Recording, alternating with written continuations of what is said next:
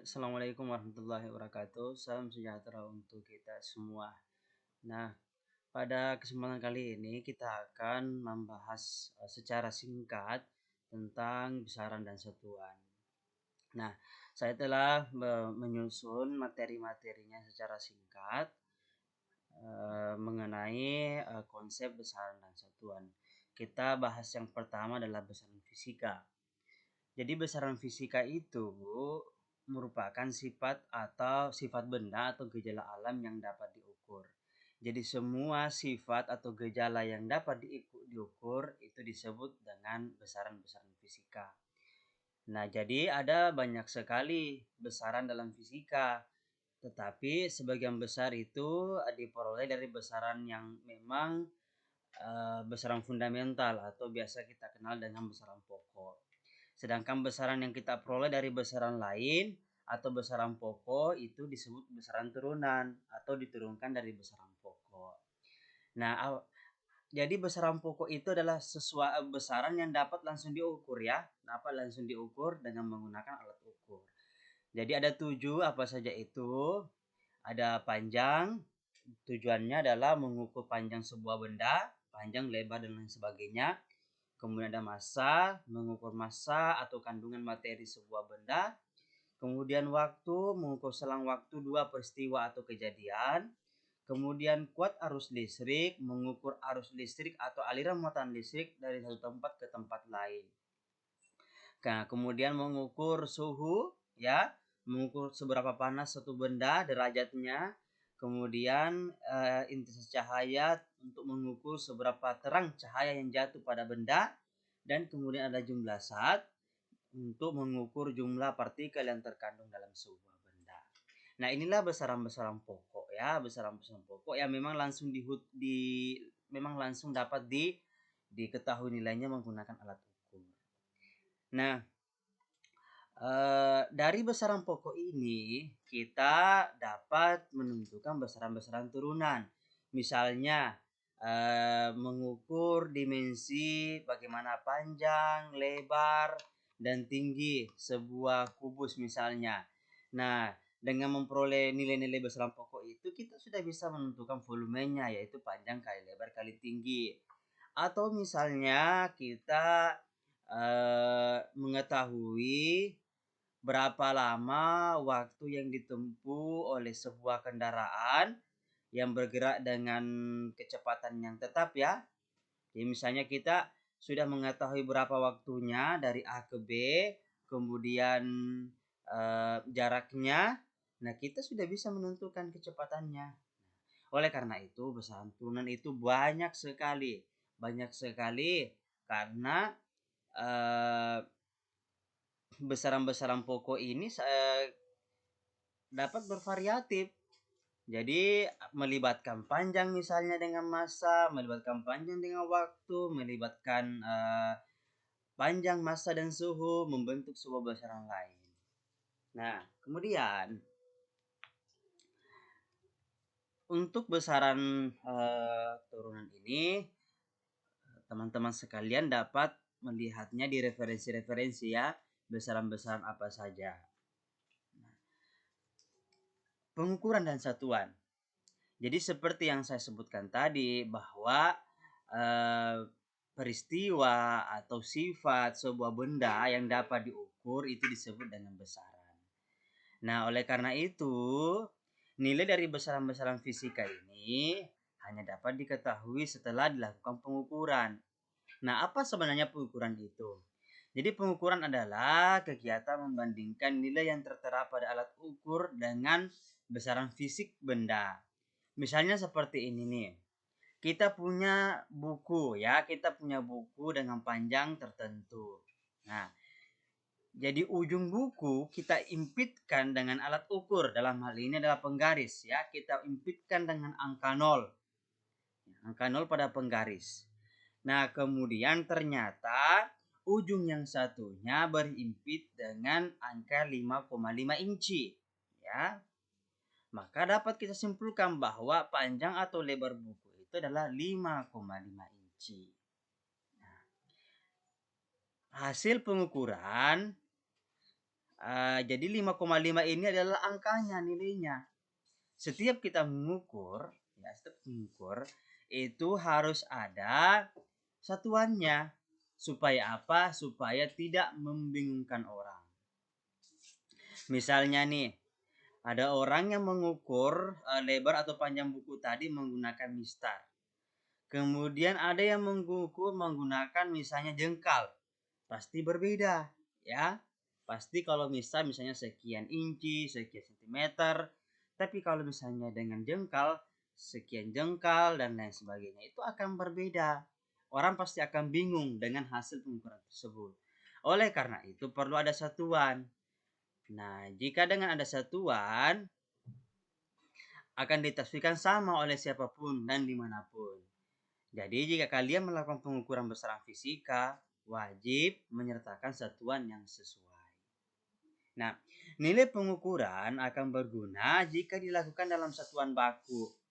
Satuan baku ini adalah satuan yang diterima secara umum dan terdefinisi dengan pasti nilainya.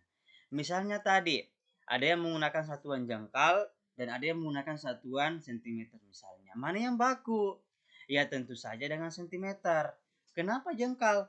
Karena setiap jengkal orang berbeda-beda, maka itu disebut tidak baku, ya? Disebut tidak baku. Kita cari satuan yang memang pasti. Jadi contoh-contoh satuan baku ya dalam meter ada sentimeter, ada milimeter, ada kilometer, ada kaki, inci, mil, dan sebagainya. Kalau misalnya pengukuran massa berbeda lagi ya. Ada gram, ada kilogram, ada ton, dan lain sebagainya. Jadi semua orang di dunia memiliki penafsiran yang sama tentang panjang 1 meter, 1 milimeter, 1 inci, 1 kaki. Nah ini juga nih hati-hati, 1 kaki itu bukan kaki yang dimaksud adalah kaki orang ya, tapi merupakan satuan baku juga. Jadi apabila dilaporkan misalnya panjang benda 1,4 meter, maka semua orang akan memiliki kesimpulan yang sama ya. Oleh karena itulah pentingnya satuan. Dan satuannya harus baku.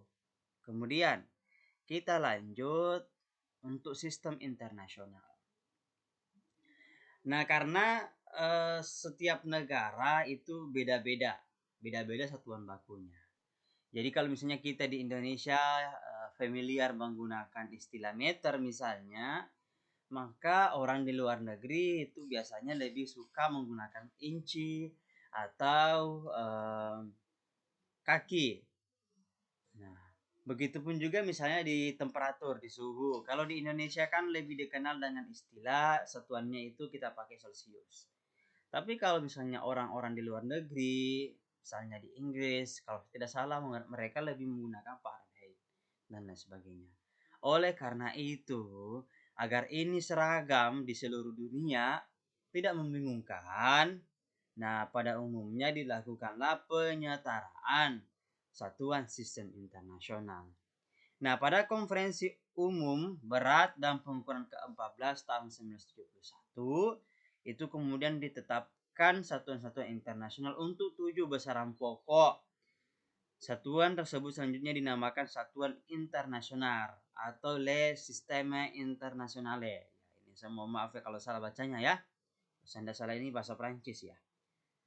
Nah, satuan SI atau Sistem Internasional untuk 7 besaran pokok ini kita lihat di sini. Inilah yang kemudian disepakati, diseragamkan. Nah, misalnya panjang menggunakan meter, singkatannya ini. Kemudian massa kilogram, singkatannya kg. Waktu second, singkatannya S.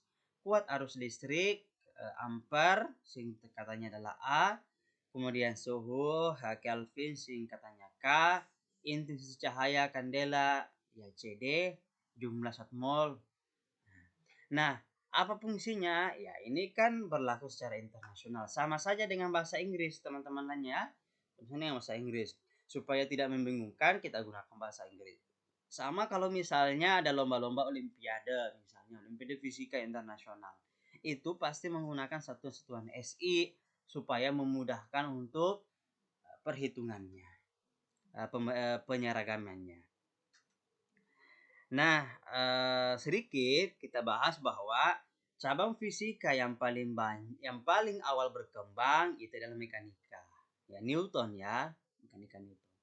Jadi dalam mekanika itu besaran fisika yang digunakan hanyalah panjang, massa, dan waktu. Nah, ini saya garis bawahi, adik-adik sekalian. Ini yang paling sering kita pakai itu adalah tiga ini. Panjang, massa, dan waktu. Makanya kalau misalnya nanti kita akan bahas tentang dimensi, itu sebenarnya cukup kita memahami tiga ini. Karena ini yang paling sering sekali, paling sering sekali digunakan. Oleh karena itu, satuan sistem internasional untuk ketiga besaran tersebut adalah meter, kilogram, dan second. Nah, kalau ini dikelompokkan, diberi nama khusus menjadi sistem MKS atau meter, kilogram, dan second. Nah, satuan lain yang digunakan untuk tiga besaran dalam mekanika itu dapat menggunakan istilah CGS atau centimeter, gram, dan second. Nah, jadi kaitan antara satuan MKS dan CGS sangat mudah ya. Jadi MKS ke CGS kalau meter ya 100 cm. Kalau kilogram dari kata kilo berarti 1000 gram ya, 1000 gram. Nah, kemudian kalau second kan tidak diubah karena sama-sama saja. Nah, setelah itu kita akan bahas sedikit tentang laju cahaya. Nah, mendefinisikan meter ini. Orang dari mana sih bisa mendefinisikan 1 meter misalnya? Atau mendefinisikan second misalnya? Ya. Nah, oke. Jadi sekarang kita akan mendefinisikan. Setelah laju cahaya dapat diukur dengan sangat teliti pada konferensi umum tentang berat dan pengukuran ke-17 tahun 1983. Nah, 1 meter ini, panjang 1 meter, didefinisikan ulang ya. Sebagai apa? Yaitu jarak tempuh cahaya dalam ruang hampa selama 1/299792458 second. Ini berarti bahwa jadi jarak yang ditempuh oleh cahaya selama waktu ini ya, itulah yang didefinisikan dengan 1 meter. Ya. Tetapi dalam ruang hampa. Nah, itu definisi dari 1 meter. Sekarang bagaimana dengan definisi 1 kilogram? Jadi, massa 1 kilogram itu sama dengan massa silinder logam yang terbuat dari campuran logam platina dan iridium. Massa standar ini disimpan dalam kondisi yang dikontrol secara ketat di International Bureau of Weights and Measures di kota Sèvres, Prancis. Nah, sejak awal penetapan hingga saat ini, definisi massa standar tidak pernah berubah.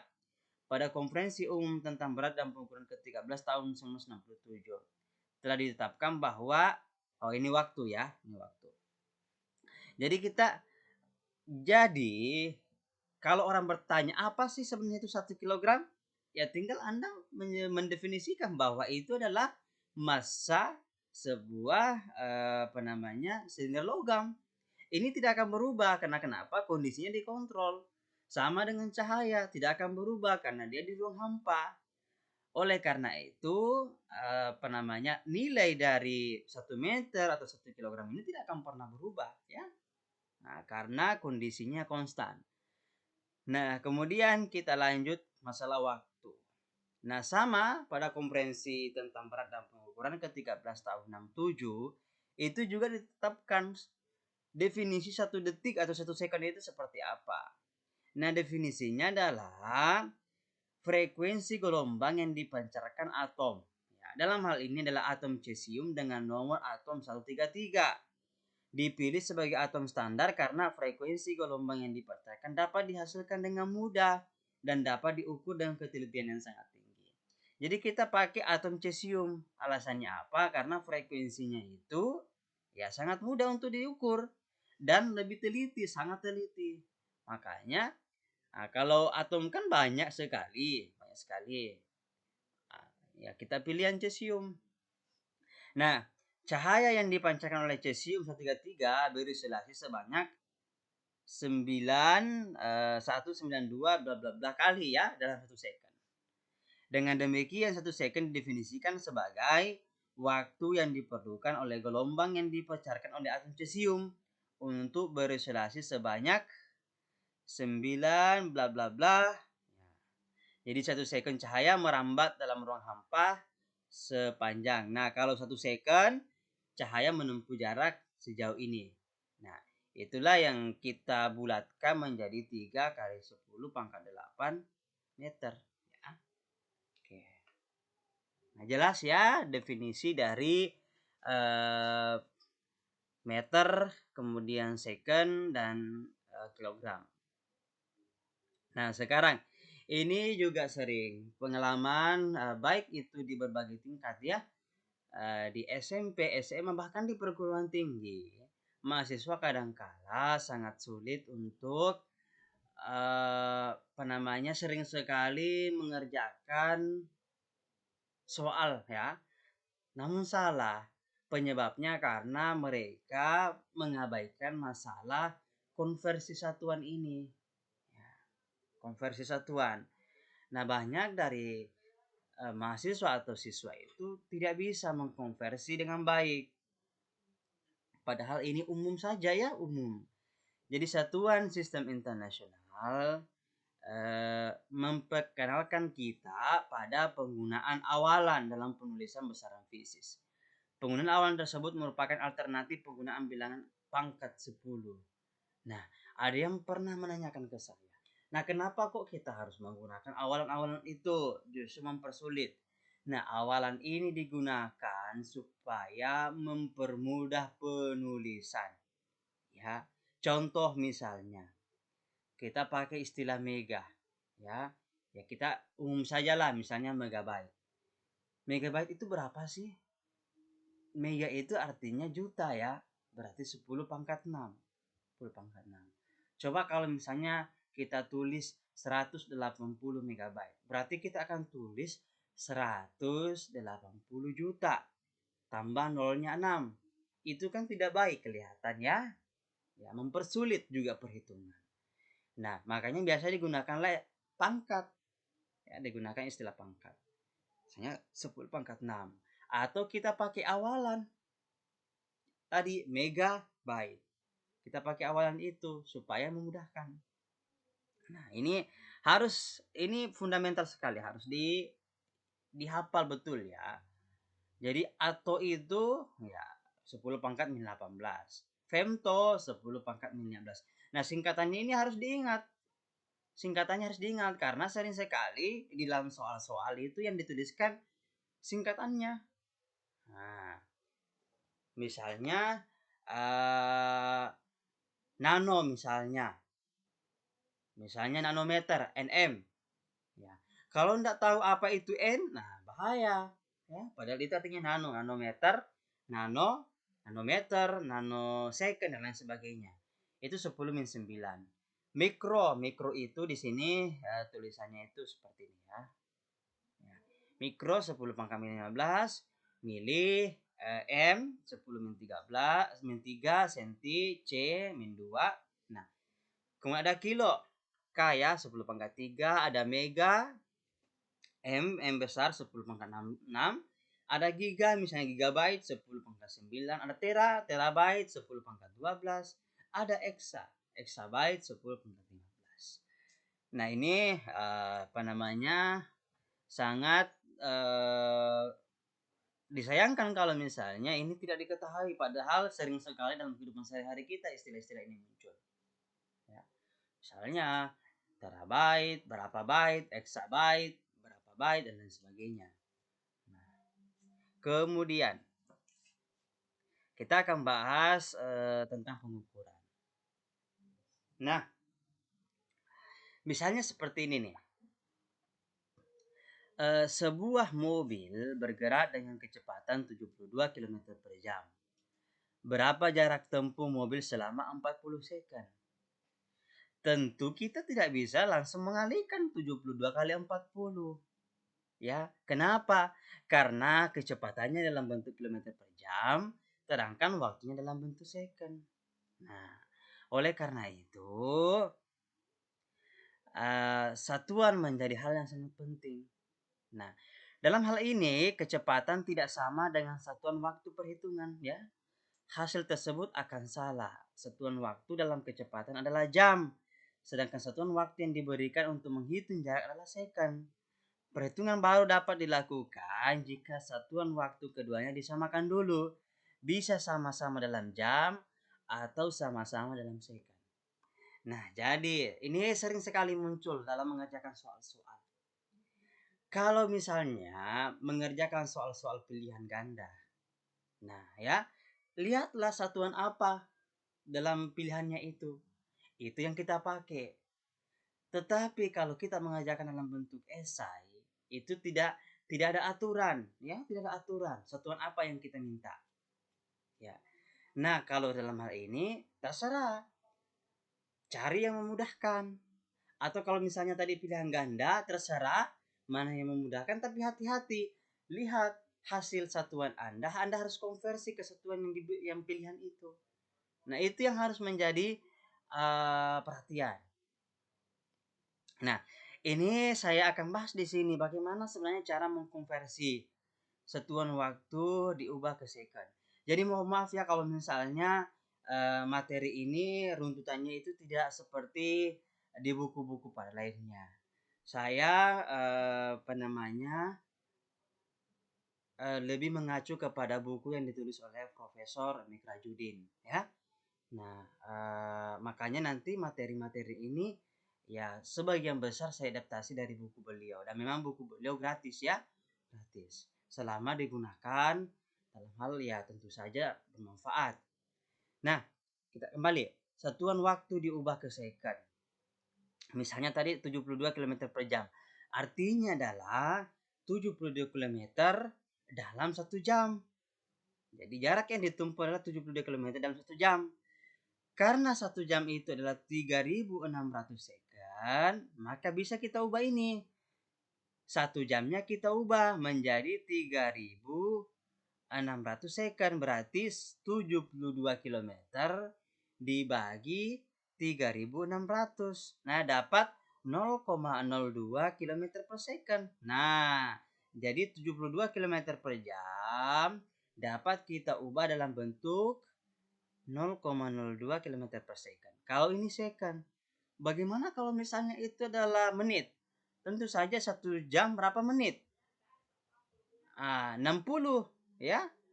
60 berarti 60 menit. Berarti 72 km dibagi 60 menit. Nah, seperti itu. Kalau kilometer per menit. Dengan demikian, jarak tempuh mobil selama 40 second, kita kembali ke soal ini. Nah, langsung yang ini kita kalikan. 0,02 km per second dikali 40 second. Karena sama-sama satuannya sudah second. Ya, berarti dapat 0,8 km. Benar ya? Nah, bisa juga yang 40 second ini kita ubah ke dalam bentuk jam. Ya, jadi 1 kilometer kan 1 jam. 1 jam kan 3.600 second. Berarti kalau 40 second, nah tinggal kita bagi dengan 3.600. Nah, nanti akan dapat berapa jam. Kalikan dengan 72, nanti akan dapat nilai 0,8. Oke, jelas ya? Oke. Sekarang, ini tadi ya, satuan waktu diubah ke jam. Ini ya, jawabannya 1000 jam, kemudian 3.600, berarti sepertiga 3.600.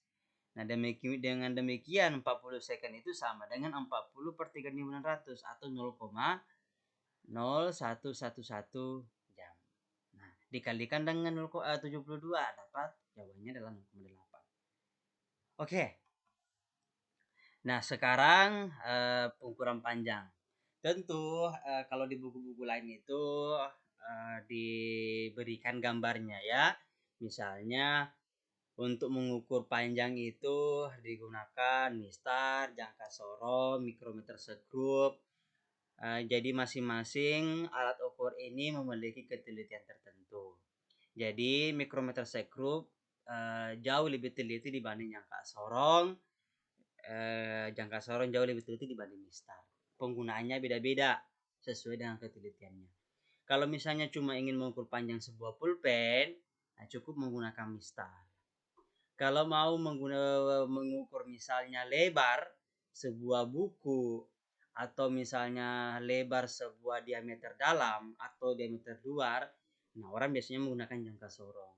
Tapi ya diameter yang saya maksud adalah diameter yang tidak besar ya, misalnya diameter penutup botol misalnya. Ya bukan diameter drum ya, bukan.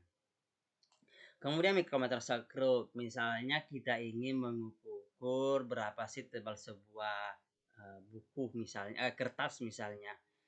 Nah itu kan sangat kecil sekali nilainya ya, tentu menggunakan mikrometer sekrup. Nah di buku-buku lain itu digambarkan bagaimana sih jangka sorong dan mikrometer sekrup itu, kemudian bagaimana cara menggunakannya. Nah, Bapak Ibu bisa menggunakan buku dari Profesor Mikrajudin untuk apa namanya lebih melihat ya sebagai referensi. Kemudian pengukuran massa. Nah, kalau pengukuran massa itu massa benda diukur dengan menggunakan neraca. Neraca telah dibuat dengan sejumlah ketelitian, sama juga dengan panjang tadi, berbeda-beda tergantung apa yang diukur objeknya, bendanya. Bergantung pada fungsi masing-masing.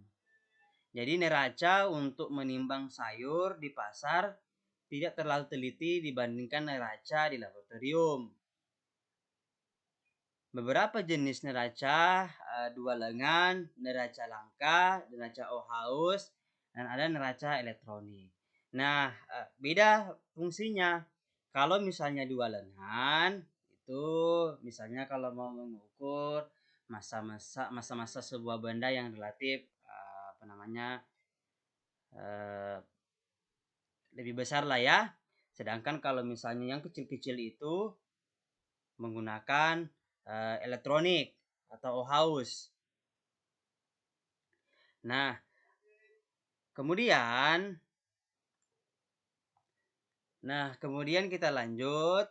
Nah, untuk penggunaan neraca lengan, neraca Ohaus elektronik itu bisa gunakan referensi dari buku Bapak Prof. Mikrajudin ya, atau referensi-referensi lainnya. Kemudian ada pengukuran waktu. Jadi kalau waktu juga untuk mengukur waktu itu banyak sekali jenisnya, bisa menggunakan arloji, jam dinding, stopwatch, jam digital dan lain sebagainya. Nah, ketelitian sebuah arloji dan jam dinding umumnya 1 detik. Kan kita lihat kan 1 kali melompat itu 1 detik. Kalau jam dinding. Kalau stopwatch itu bisa mencapai ketelitian 0,001 detik. Makanya untuk mengukur waktu benda yang memang relatif sangat singkat itu menggunakan stopwatch bias ya, stopwatch ya, yang baik yang digital maupun yang analog itu lebih teliti dibandingkan dengan arloji. Nah, bagaimana misalnya ketika kita mengukur sebuah panjang ya, kita misalnya peroleh panjangnya itu X-nya misalnya 4 meter. Nah, apakah dibenarkan seperti ini? Nah, kalau di dalam hal-hal yang umum, kehidupan sehari-hari, ya oke lah. Tetapi pada dasarnya di dalam pengukuran atau pengolahan data hasil pengukuran, baik itu di lab atau ketika kita membuat laporan, ya, itu beda, tidak sama ya. Pelaporannya itu harus mengikutkan kesalahan atau ketidakpastian dari sebuah alat tersebut. Misalnya begini nih, misalnya kita menggunakan mistar, ya. Jadi mistar itu pasti ada rentang kesalahannya atau ketidakpastiannya. Oleh karena itu pengukurannya itu harus dalam bentuk seperti ini, ya, X plus minus delta X. Nah, penulisan pada persamaan ini bermakna bahwa nilai yang terukur adalah ini. Jadi ini nilai yang terukur. sedangkan ketidakpastian alat ukur yang ini, delta X-nya. Nah, oleh karena itu, ketika kita mengukur, maka kita menganggap dugaan terbaik nilai terukur adalah X. Jadi kita mengukur bahwa dugaan kita yang terbaik adalah X. Tetapi nilai eksaknya itu kita tidak tahu, nilai pastinya. Karena kenapa? Ada rentang, coba lihat plus minus. Rentangnya dari X dikurang delta X sampai S tambah delta X. Misalnya begini nih. Misalnya kita mengukur 4,0. Sedangkan alat kita ketidakpastiannya adalah 0,5. Berarti ini nilai yang terbaik nih, dugaan terbaik. Tetapi nilai S-nya kita tidak tahu karena bervariasi. Bagaimana variasinya? Variasinya dari 4,0 dikurang 0,5 sampai 4,0 ditambah 0,5 atau 3,5 sampai 4,5. Ini variasi nilainya, nilai eksaknya. Ya. Makanya penulisannya seperti ini. Nah, sekarang kita lanjut pengukuran tunggal. Nah, ketika kita ingin mengetahui volume balok misalnya, maka sering kita ukur panjang, lebar, dan tinggi. Jadi volume adalah hasil kali 3 besaran ini, yaitu panjang, lebar, dan tinggi. Masing-masing besaran yang diukur sudah membawa ketidakpastian. Jadi ada ketidakpastian panjang, ada ketidakpastian lebar, dan ada ketidakpastian tinggi. Nah, sekarang akibatnya ketidakpastian tersebut merambat ke nilai-nilai volume. Karena panjang, lebar, tinggi punya ketidakpastian, akhirnya karena volume ini diperoleh dari 3 besaran ini, maka volume juga ini akan punya ketidakpastian. Iya kan? Nah, masing-masing besaran yang diukur sudah membawa ketidakpastian. Jadi volume juga punya ketidakpastian. Nah, jika ketidakpastian pengukuran panjang, lebar, dan tinggi masing-masing adalah 0,5 misalnya, berapakah ketidakpastian volume? Nah, bagaimana? Dan yang lebih sulit lagi jika ketidakpastian pengukuran panjang, lebar, dan tinggi menghasilkan ketidakpastian yang berbeda. Contoh misalnya, Bapak Ibu panjang Anda menggunakan mistar, lebar menggunakan jangka sorong, tinggi menggunakan mikrometer sekrup. Beda-beda ketidakpastiannya. Nah, itu yang repot. Tapi kalau semuanya misalnya menggunakan panjang, lebar, menggunakan mistar seragam, ketidakpastiannya sama. Atau misalnya begini, ada misalnya gaya lah ya, gaya massa dikali percepatan. Massa percepatan ini ya kecepatan misalnya dibagi waktu. Nah, M-nya menggunakan besaran lain. Tentu ketidakpastiannya beda. Kecepatan dari S per T ya, S per T, S-nya menggunakan misalnya mistar atau meteran. Beda lagi. Waktu menggunakan stopwatch. Beda lagi. Nah, itu yang repot. Oleh karena itu, nah, sudah diberikan bagaimana cara memperoleh berapa nilai ketidakpastian sebuah besaran turunan yang dihasilkan dari besaran pokok tersebut. Misalnya begini, misalnya pengukuran panjang dan lebar menggunakan ketidakpastian 0,5 mm. Kita pakai mistar, sedangkan tinggi kita pakai jangka sorong dengan 0,05 mm. Nah, berapa ketidakpastian volumenya? Nah, jika suatu besaran diperoleh dari hasil operasi besaran lain, maka kita dapat menulis besaran tersebut sebagai fungsi besaran penyusun tersebut.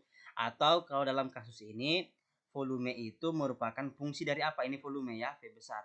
Fungsi dari panjang, lebar, tinggi ya. Nah, ini dalam bentuk persamaan umum ya. Di mana F adalah besaran baru, set Y, X, Y, dan Z adalah besaran-besaran penyusun besaran F. Sebagai contoh misalnya volume ya, atau misalnya yang lainnya. Nah, jadi di sini F-nya sebagai volume, X-nya sebagai panjang, Y-nya sebagai lebar, dan Z-nya sebagai tinggi. Berarti delta F-nya itu adalah ketidakpastian volume. Ya, Sedangkan delta X-nya ketidakpastian panjang, delta Y ketidakpastian lebar, dan delta Z ketidakpastian ketidakpastian tinggi. Nah, ini kalau ini kan nanti kita bahas, ini diferensial lah, kita bahas di Pismat. Nah, jadi nilai delta F ini sama dengan dou F dou X delta X turunan parsial ya. Jadi ini kita turunkan terhadap X dikalikan dengan delta X, delta F kita turunkan delta Y dikali ketidakpastian Y, ditambah delta F diturunkan terhadap delta ke turunan parsialnya. Nanti akan kita bahas di Pismat ya. Pismat. Nah, ini persamaannya.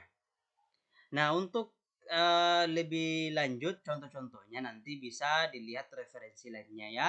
Saya sudah melampirkan di website referensi-referensi yang dapat digunakan. Nah, ini pengukuran tunggal Bapak Ibu. Karena kita cuma satu kali mengukur panjang, lebar, dan tinggi. Bagaimana kalau misalnya kita lakukan pengukuran berulang? Jadi saat melakukan pengukuran berulang, maka sangat jarang kita menemukan hasil yang semuanya sama. Ada nilai yang sama dan ada yang tidak sama. Bahkan yang tidak sama lebih sering muncul daripada yang sama. Hal yang pertama kita lakukan tentu kita cari berapa rata-ratanya. Kalau itu misalnya kita ukur panjang berulang kali, ya kita cari rata-ratanya ya. Ini dengan persamaan ini. Nah, ketidakpastiannya bagaimana? Ketidakpastian pengukuran berulang bukan skala terkecil. Hati-hati, bukan skala terkecilnya. Jangan langsung ambil delta X-nya ya, atau yang paling kecil berapa, melainkan varians ya. Varians itu rumusnya adalah ini.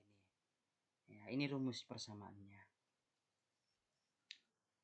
Nah, oleh karena itu tampak ini kan rumus variansnya ya. Saya kira tidak masalah. Yang ini kan rata-rata ya.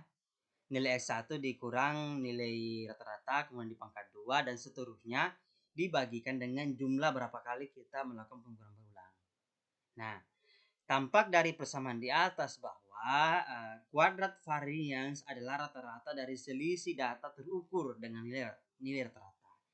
Dengan besaran varians tersebut, maka data yang dilaporkan dalam bentuk, nah seperti ini kalau kita melaporkan, ya, yaitu rata-ratanya dibagi plus minus variansnya berapa, ya, akarnya, akar tuhnya. Jadi kalau misalnya mengukur panjang 3 kali ada 40, ada 30, kemudian ada 45, cari rata-ratanya. Kemudian cari variansnya. Nah, itulah yang kita laporkan, ya, kita laporkan. Nah, seperti itu. Nah, misalnya tadi nih, kita sudah 3 kali mengukur panjang, 3 kali mengukur volume, 3 kali mengukur panjang, 3 kali mengukur lebar, 3 kali mengukur panjang. Nah, tentukan dulu ini. Tentukan dulu untuk panjang, lebar, dan tinggi. Baru setelah itu kita cari, gunakan persamaan ini untuk menemukan berapa ketidakpastiannya si volume. Ya. Nah, ini repot. Nah, tapi lebih teliti Bapak Ibu, karena kita akan menemukan istilahnya kita lebih yakin gitu karena melakukan beberapa kali pengukuran pada besaran yang sama. Nah, itulah penjelasan singkat mengenai konsep besaran dan satuan. Nah, jika misalnya Bapak Ibu ingin atau teman-teman lainnya siswa dan mahasiswa ingin belajar lebih banyak, itu bisa menggunakan referensi-referensi yang kami rekomendasikan ya. Nah, sekarang sebagai bentuk latihan mandiri, silahkan pelajari 5 alat ukur yang biasa Anda temukan dalam kehidupan sehari-hari. Jelaskan alat ukur tersebut ya, spesifikasi dan cara penggunaannya. Peruntukannya seperti apa? Cara penggunaannya, cara membacanya, dan seperti apa. Nah, itu mungkin bisa menjadi